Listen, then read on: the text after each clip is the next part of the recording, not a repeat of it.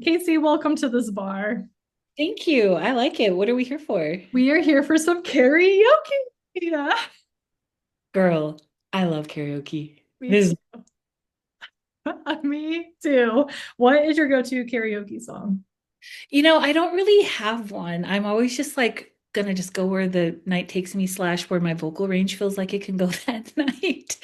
And so there's some nights where I can you know, do some Mariah, not well, but I can try. And then there are some nights where I'm like, you know what? I'm gonna just stick to like all the men's songs in the tenor range and just go there. What about you? What's your go-to? So this is very telling, and one of the reasons why I'm telling this story is that I tend to just pick songs based off of the vibe of the people that I'm karaokeing with. So not Yeah. necessarily based on like my vocal range or my abilities, like your very sensible approach. Typically it has shifted since like the more, especially coming to Texas and everything else, I'll just sing songs that I like. But when I first got into karaoke when I was in New York City, it was very much based on what are songs that I know, and then two, what are songs that I think other people will like. Listen, I will say I'm guilty of that too, because sometimes you just have to go off the vibes, especially because karaoke is all about like the energy and the fun that you bring to it. And Yes. so the way that you can get into it more is like what song feels like you can connect with the group you're with and like kind of True. let you just have fun with it. It is so true. I 100% agree. So I guess, yeah, that was a good setup. I was like, should I talk about like people pleasing more in general? But I'm not gonna do that. I'm just gonna say I've a former, well, people pleaser at the core, especially with ADHD and the executive functioning and just needing to get some external validation or external sort of like input to motivate myself to kick on my executive functioning. But um, one of my really good friends, this is when I was living in New York City, she lived in New Jersey. She was going to law school out there. And what the one thing I love about this friend is that she is always down for a good time, no matter what it looked like. We were the same. We met going to church together, so like our values were aligned. Primarily like didn't drink, didn't do drugs, had a like big sense of adventure, like always looking for kind of fun, odd, amusing like things or events to go to. And she loved to karaoke. She was more of like a people, like just there for the people watching and kind of adding her, like, I'll be your cheerleader and I'll sing along with you, but I'm not gonna like necessarily stand up and like belt into the mic. But she had a group of her law school friends, and she wanted to go to a bar in Jersey, down in Newark, and sing, go to one of their open karaoke nights.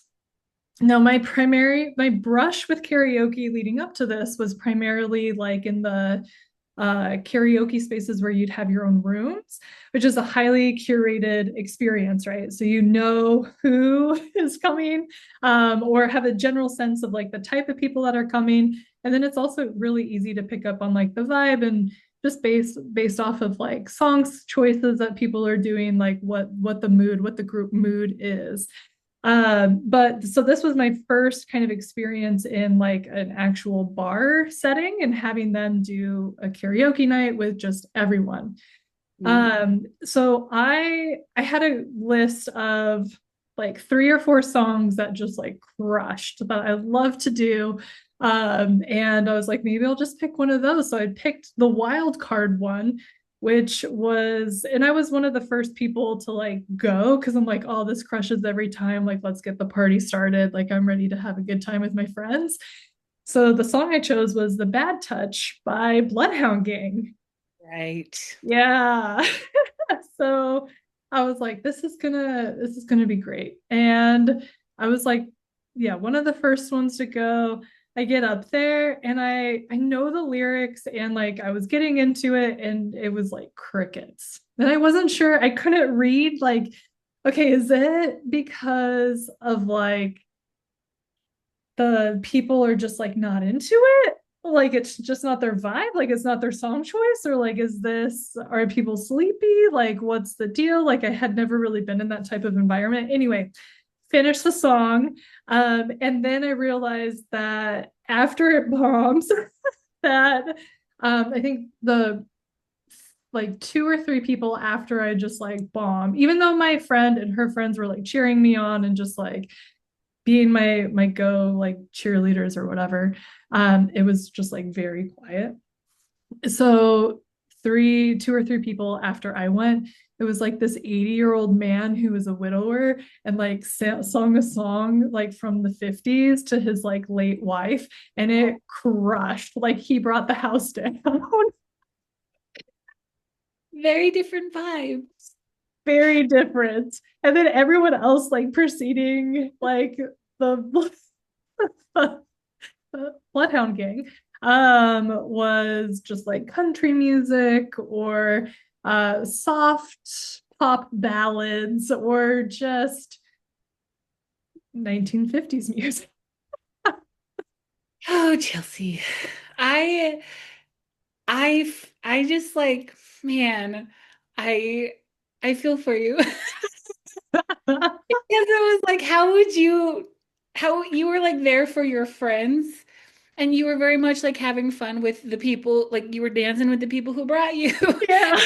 Turns out you guys had crashed a very different scene than you were thinking you were in. 100%. It wasn't like people in their 20. I mean, I mean, the people who were at the bar were like, that was the neighborhood bar that they would go to. And so you had like the whole slew of people from like grad students all to professionals to people who had lived in that neighborhood, obviously, for like decades.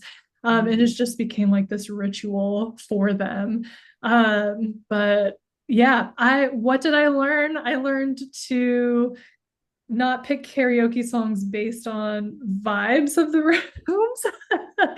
Also to pick cleaner songs a little bit if I'm gonna go first. Like either don't go first and like scout the room, see what the vibes are, see what people are liking, or pick something that I just like genuinely love and then get more into it because I think I was like really into it and then it got to the chorus and like it was crickets and I just like kind of froze and like clammed up and They're like, yeah. like Yeah. turned on for you. Yes, 100%. So either pick something that I can like full confidence just get behind from like opening note to ending note, or don't go first. Fair. Could I offer some other thoughts? Please, yes, I would love to. You were a trailblazer and a pioneer, and there's always risk involved with that. A big I risk. do agree that like sometimes the best thing to do, especially if you're leaving like the place that you know and going to a new place, is to like not go first, just so you can get a sense of who where you're at and Yeah. what what the culture's like at the new place, because you don't want to go in there and like try to colonize a bar, right? But at the same time, like props to you though, because you were just like it can be hard for the karaoke ice to get broken, and you were willing to do that in such a bold way that also like respect, man. You went hard for like I don't know I only know my friend. I don't know this town. I don't know this bar. I don't know her friends. Yeah. No, this one friend, and here we go. And Yeah. you pushed through it. So also like good for you because you did something really hard, really bold and trailblazing, and you lived through it and you I did it. did. Yeah, it was very vulnerable. I felt kind of like the story with like the king's clothes where he First the clothes. emperor's new clothes where he was just naked. And I'm like, oh, this is a little too But can I vulnerable tell for you what, me. you know what makes you different from that emperor? You got yourself there. You didn't have to have someone, True. have people lie to you to say, yep, your clothes look great. And you believed it. You were like, you're more like naked in Manhattan. Like, I'm gonna go. I'm stripping down, baby. This is my choice, and I like this Are outfit. you with me or not? Exactly. You were being iconoclastic. You weren't just being lied to. Yeah. Well, I appreciate that. Well, I'm curious now, what did these other folks sing that were part of your group? I'm trying to think about that. I don't know if my friend went, but she might have gone. If she sung something, it was probably some sort of like Michael Jackson song. I think one other person Bitch, in, listen, I know that that was probably pre-huge blow up of his reputation with the documentary about Neverland Ranch, yeah, plus the allegations that had come before it. But yeah, that could be seen as a controversial pick just because he's a controversial artist from his private life. Anyway, yeah, he is. I think for her, that's one of her favorite artists of all time. It's like, how do you separate the art from the artist type of a thing?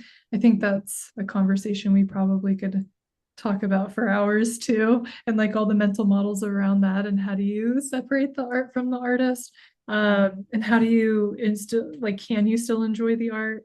Anyway, she loves him, like she loves his music, not him the person, but like loves and enjoys his music so much. And yeah, I know, but it's, yeah, like you said, controversial, like also in that major. way, maybe did you think that maybe you also made it easier for her to do that?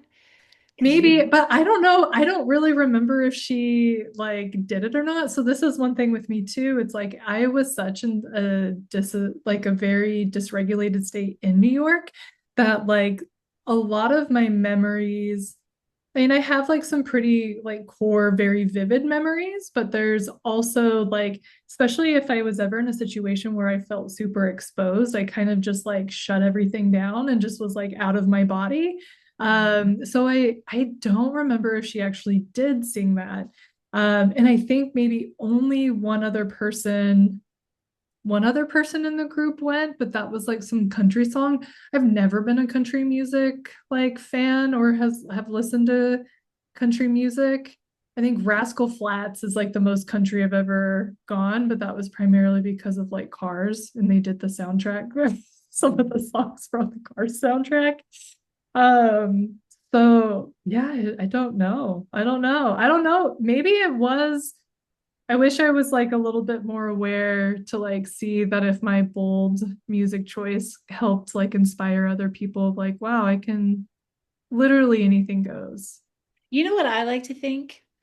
I like to think that you got up there, everyone was quiet because they were so stunned by like how confidently you got up there and sang such a bold song that that widow was like, there's no reason for me not to dedicate this song to my beloved. And he found the courage to get up there and dedicate a song to his wife. Well, yeah, I don't know if I can perpetuate adopt that story, but you know what? I that is very kind of you to say. I'm just saying it's a possibility, man. It is, I mean, it is a possibility. I mean, And I he if tells you us no, we can always just assume it could have been a yes. it's true. It's true. It's true. But next time we're at karaoke, let's pick songs for ourselves. Yeah, I Fully will. commit. As someone who has karaokeed with you multiple times, I really enjoy it. And I think you are a lot of fun and you are good at finding songs that are fun for you. Obviously, I didn't karaoke with you in Newark or in New York because I didn't know you then. But as someone who's karaokeed with you in two states since, I Yeah, can say that you are fun and you get into it and you pick a variety of songs it's and you true. have fun with it. So Yeah, I think you have learned and come a long way from this. I have. I have. I think that was one of the things that I loved about living in Salt Lake too, and like having my own space and like throwing my karaoke parties that people would come, or even like going to different like karaoke places with people. Um, it's fun. It's fun to be able to like get people together and curate experiences for them. That's something that I've always enjoyed, especially like around something that for me it's like a very regulating like sensory, it's very satisfying like sensory input to go belt a fun Yeah, song. belt a song and make people listen to you. Hey, they can sing Everyone along like talking too. or whatever, but yeah. It's sort of like this like little inner child part of you that's like, watch me, watch me, watch me, like really get satisfied because you just get like, you have the microphone. Like in Wedding Singer, I have the microphone and you don't. You will listen to everything I have to sing. Yes. But no, I think that's great. Well, I have a question for you. What are some steps that you took to get to where you felt like you are more aligned with your true karaoke self? Yeah, I think one of the things, this is kind of, it's a little thing, but I ended up creating a Spotify playlist of all my favorite karaoke songs because I think one of the reasons why I always defaulted to what are other people like, what is the vibe of the room, and taking a little while to pick a song is because I don't have like a great like memory when it comes to like little details like that. So even just I need like little reminders and keep a lot of notes of what are songs that I know that I feel so comfortable singing and just have a good time with. So that helped a lot. Was probably the biggest thing. That's cool. And I will say from like an ADHD, like executive function coaching standpoint, that's a great thing because one of the biggest challenges with ADHD is your executive function, which includes memory and organization and planning. And so you have to constantly find ways to create systems that externalize your executive functioning, which is what you did. And it doesn't just have to be with like day-to-day stuff or work stuff. It can also be with fun stuff in your life, like karaoke songs. Yes. I highly recommend it too because once I had that playlist, I mean, I have Apple Music now, so I need to do the same. We just like recently uh transitioned. Got to get that lossless audio. such a such a big difference. But need to when I was like kind of in a funk or just needed to like give myself a quick boost to go do a hard task, I would just put on my karaoke playlist because those were all the songs that just like amped me up. Yeah, I love that. That's smart. Yeah. Well, thanks, friend. Next time we see each other, should go karaokeing. Yes. We'll see. Let's see how many states we can karaoke I in our know, two so far. I feel like that's pretty good. tour, which I mean, I would say for most people is more than most people. Yeah, I would say so too. Most people only karaoke with their friends in one state, but we can say we've karaokeed in at least two. So there. Yes, there we go. I'll have to come out and visit you in Arizona and Here we'll we have to go. We'll make it number karaoke. three right here. Yeah, there you go. Do they have karaoke places in I'm sure where they you're do, at? but I don't have a group of karaoke friends yet, and I couldn't think of anything sadder than me just renting out a karaoke room by myself. Yeah, But yeah, 'cause I was also like, that's just my house all the time anyway, because I live by myself. So yeah, instead of paying money, I'll just do what I do anyway at home, which is yeah, really loudly. My dogs are like, "Are you done?" Like they're used to it, but you know. yeah, that's true. But once I get like, but I've been thinking about that. I was like, I need to figure out which of my friends here are karaokeers because Yeah, I need a so fun. way to bond. Yeah, you'll have to keep us posted. Deal. Deal. Well, Do you want me to play you out? what song? She's just a small town girl living in a lonely world. That's me. Bye, y'all.